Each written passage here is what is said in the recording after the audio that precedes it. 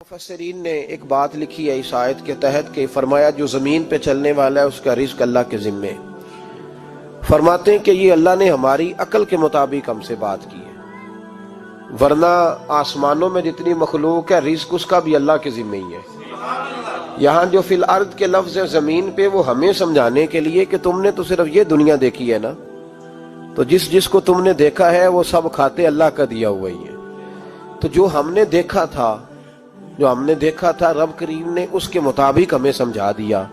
फरमाया कुछ तो तुमने देखे ही नहीं, चलो उनकी तुमसे बात नहीं करते, पर जो तुमने देखे हैं उन सब का रिस्क किसके जिम्मे है? अल्लाह के। मेरे महबूब करीम अलैहिस्सलातु सलाम ने फरमाया अल्लाह पे भरोसा रख के सवेरे निकल जाना रिस्क की तलाश में। किस पे भरोसा रखना है? निकलना तुम्हारे जिम्मे है। ये ना कहना कि घर बैठूंगा तो यहीं आएगा, निकलना तुम्हारी जिम्मेदारी है। जितनी जिम्मेदारी है वो पूरी करना। अल्लाह पे भरोसा करके निकल जाना तुम्हारी जिम्मेदारी है। रब का जिम्मा है तुम्हें रिस्क देना, वो जरूर तुम्हें रिस्क पहुंचाएगा। या रसूल अल्लाह सल्लल्लाहु अलैहि वसल्लम किस तरह पहुंचेगा? तो जरा हुजूर के लफ्जों का हुस्न भी देखिए। नबी पाक सल्लल्लाहु अलैहि वसल्लम ने फरमाया जिस तरह मौत तुम्हें ढूंढ लेती है ना कि तुम कहां मौजूद हो, जब वक्त आता है तो इंसान पाकिस्तान में हो तब भी आ जाता है, जद्दा में हो तब भी आ जाता है, मक्का में हो या मदीना तैयबा में वक्त फिर भी आ जाता है। फरमाया जिस तरह मौत तुम जहां भी हो तुम तक पहुंच जाती है ना, इस तरह तुम्हारा रिस्क भी तुम जहां मौजूद होते हो अल्लाह वहां पहुंचा देता है। तो या रसूल अल्लाह सल्लल्लाहु अलैहि वसल्लम किस अंदाज में? तो फरमाया निकल जाना तुम्हारी जिम्मेदारी है।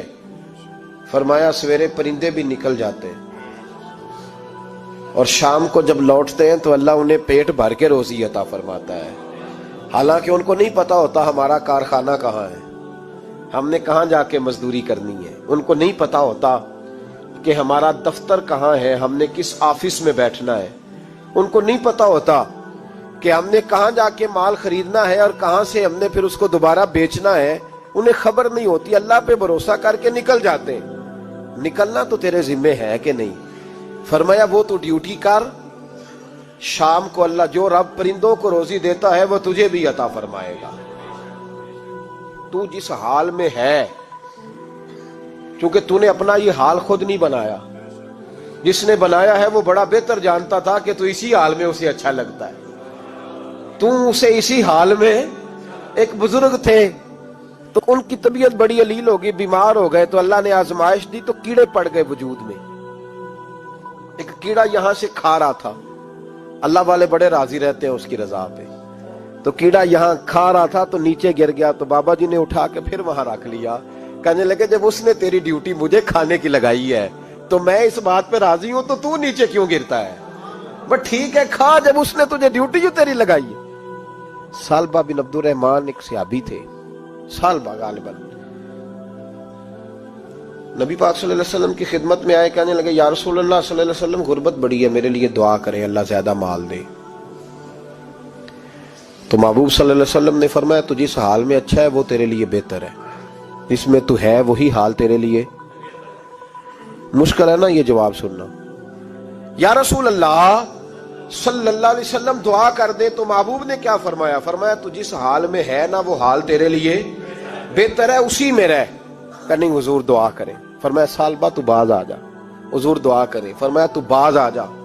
2-3 दफा का जिद की। महबूब ने फरमाया जा, फिर अल्लाह तुझे ज्यादा पैसे देगा। चंद बकरियां खरीदी, इतनी बरकत हुई कि बकरियों के रेवड़ बन गए।